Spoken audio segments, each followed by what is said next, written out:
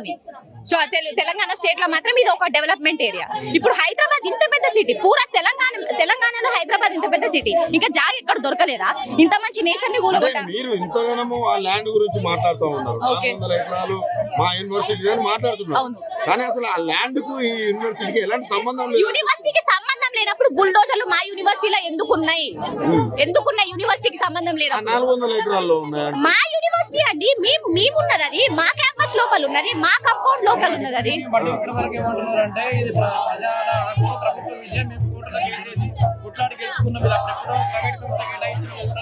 1974 university establishment అయింది.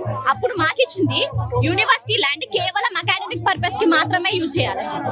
అవునా కదా? యూనివర్సిటీ ల్యాండ్ అకాడమిక్ పర్పస్ కి యూజ్ చేయడం. ఇప్పుడు యూనివర్సిటీ ల్యాండ్ కాదని చెప్పినప్పుడు యూనివర్సిటీ స్టూడెంట్స్ ఎందుకు రేగుతున్నారు నాకు అర్థం కాదు. ఇప్పుడు పేడ్ ఆర్టిస్టులు వాళ్ళందరూ చేస్తున్నారంటే మీకు మీడియా కలో లేదు. లోపల వచ్చి చూడండి ఎంత మంది, వందల జనాలు ఒకే మోటో మీద ఉన్నారు, వందల స్టూడెంట్స్. వాళ్ళకి ఏం అవసరం క్లాస్ లో వదిలిపెట్టుకొని చేయడానికి?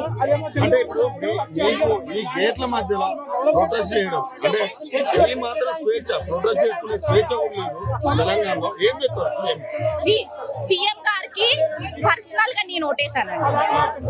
జరిగిన సీఎం ఎలక్షన్స్ లో పర్సనల్ గా నేను ఓటేసాను. Now I'm regretting that decision. ఎందుకంటే ఆయన మాకు మా పేరెంట్స్, మా ఫ్యామిలీస్ చెప్పింది ఏంటంటే కాంగ్రెస్ పరిపాలన వస్తే పిల్లల భవిష్యత్తుకి, ఎంప్లాయ్మెంట్ కి వాళ్ళు ఆలోచిస్తారని చెప్పి. అది ఇక్కడ పిల్లల భవిష్యత్తుని తీసేసి వాళ్ళు కట్టుకునే డెవలప్మెంట్ ఎవరికి ఉపయోగం అండి? ఇప్పుడు స్టేట్ భవిష్యత్తు బాగుంటుందని కాంగ్రెస్ కోటేశారు. మరి ఇప్పుడు ఎలా ఉంది? ఇప్పుడు రిగ్రెట్ అవుతున్నా నేను ఆ డెసిషన్ ని రిగ్రెట్ అవుతున్నా నేను. ఎందుకంటే ఇప్పుడు యూనివర్సిటీ ఆఫ్ హైదరాబాద్ ల్యాండ్ కాదని చెప్పినప్పుడు మరి రేవంత్ రెడ్డి గారు ఎందుకు రియాక్ట్ అవ్వట్లేదు?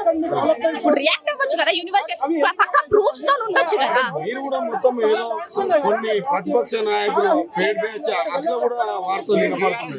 అంటే స్టూడెంట్స్ అండి మేము